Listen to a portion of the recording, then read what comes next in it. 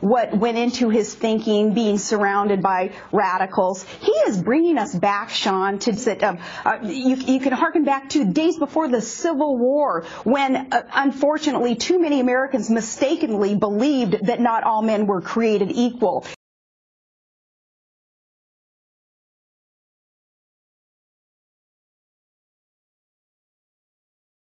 If the white people really passed meaningful laws, it would not be necessary to pass any more laws. There are already enough laws on the law books to protect an American citizen. You only need additional laws when you're dealing with someone who is not regarded as an American citizen. But whites are so hypocritical. They don't want to admit that this black man is not a citizen. So they classify him as a second-class citizen to get around making him a real citizen. If he was a real citizen, you'd need no more laws. You'd need no civil rights legislation. Civil rights, when you have civil rights, you have citizenship. It's automatic. White people don't need laws to protect their citizenship because they're citizens. But they don't want to tell us we're not citizens. And at the same time, they don't want to pass laws that are meaningful enough to protect us as if we were citizens. And the Supreme Court desegregation decision is the best example I know. You should be happy that Muslims who follow the Honorable Elijah Muhammad, number one, don't believe in any form of integration, and believe that every mention of the word integration by whites, whether it be from the mouth of Kennedy on down to the mouth of the lowest, raggediest white liberal in the street who is beatnik-like involving himself in these integration efforts, if we believed in it, we would integrate. So I'm a bit disenchanted with politicians and politics. The Honorable Elijah Muhammad is a religious man, and his teaching is religious, and his solutions are religious.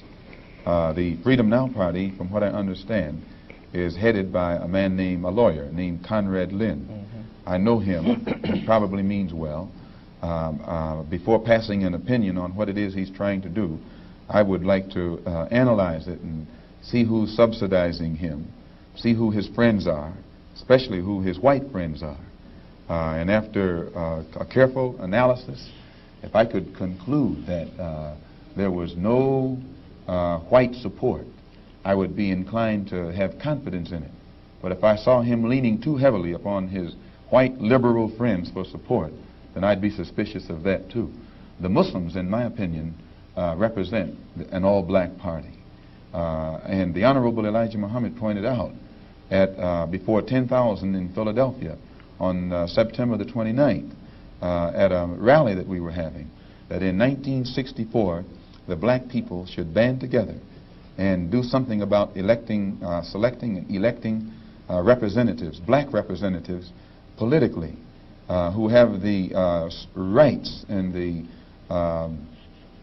best interests of the black people at heart, and that we should also unite together and sweep out of office all of the black political puppets who are used by the white power structure to continue white supremacy in our communities.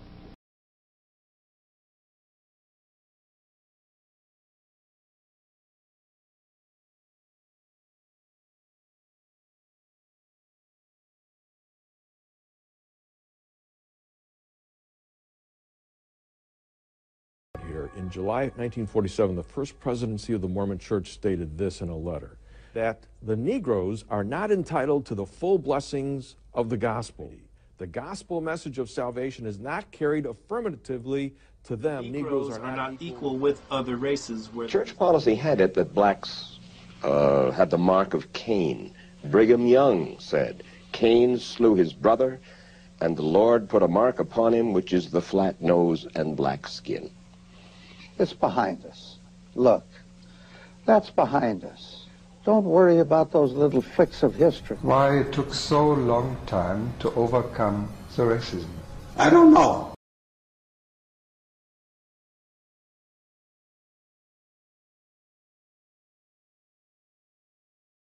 Racism's grip on Mormon practice has been so strong during Mitt Romney's lifetime that it was not until 1978. Mitt Romney was 31 years old at the time. Critical thing is the Mormon Church was an officially racist organization while he was an adult. I thought racism was behind the church, was behind us since 1978. But what I learned from my Mormon students was that it was still ingrained in them. They still believed the curse of Cain. Theology professor Aubrey Hendricks, writing in the Huffington Post today, points to several passages in the Book of Mormon which condemn black people as cursed. You were 31 years old, and your church was excluding blacks from full participation. Didn't you think, what am I doing part of an organization that is viewed by many as a racist organization? I'm very proud of my faith, and the faith of my fathers, and I certainly believe that it is a faith, well, it's true, and I love my faith, and I'm not going to distance myself in any way from my faith. So when the Mormon missionaries come walking through your neighborhood, you can be as wise as a serpent and as harmless as a dove and say, "Get off my porch, you racist."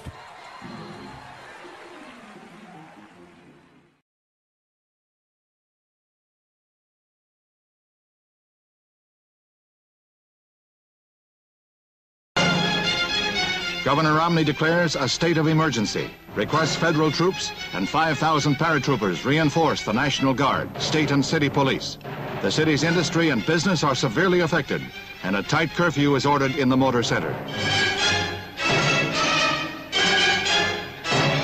A besieged city of guerrilla warfare. Sniper groups use day and night hit-and-run tactics before tanks move in to curb their window and rooftop barrage. Wreckage is everywhere.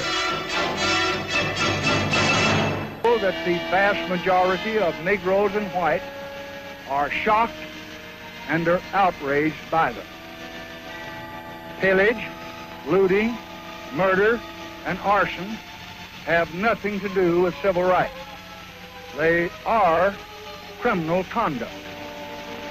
Your president calls upon all of our people in all of our cities to join in a determined program to maintain law and order, to condemn and to combat lawlessness in all of its forms, and firmly to show by word and by deed that riots, looting, and public disorder will just not be tolerated.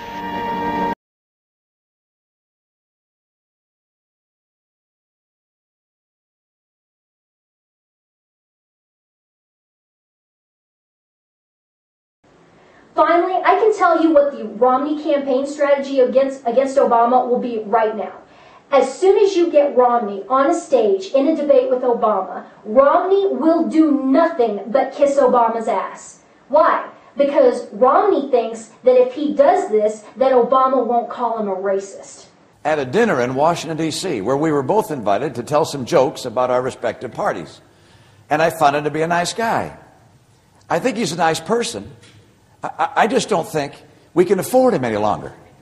I don't think the American people can afford to have Barack Obama as their president. Asserted that the American people shared a collective guilt for the persecution of Negroes, much as Germans did because of their silence during the Nazi persecution. Newsflash, y'all. Obama is going to call anyone who runs against him a racist. You could run a resurrected Rosa Parks against Obama and he'd call her a racist, because that's all Obama can do. He sure as hell can't run on his record. And I promise you, this is going to be the biggest race-baiting fiasco the world has ever seen. And Romney is going to play right into it. We are all Trayvon Martin! The boss says flag! The cops, the courts, the Ku Klux Klan! All part of the boss says flag!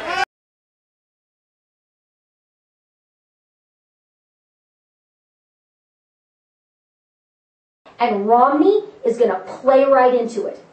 all of the ignorant, uninformed masses will hear during the election cycle and debates is Obama talking about how great Obama is, the media talking about how great Obama is, and Mitt Romney talking about how great Obama is to prove that Mitt Romney isn't a racist.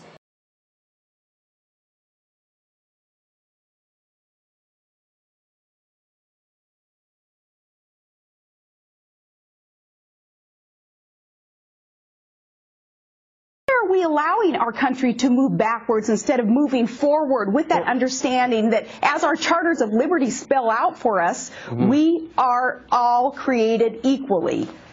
The RNC is completely corrupt, and so that is exactly who they are going to hand over.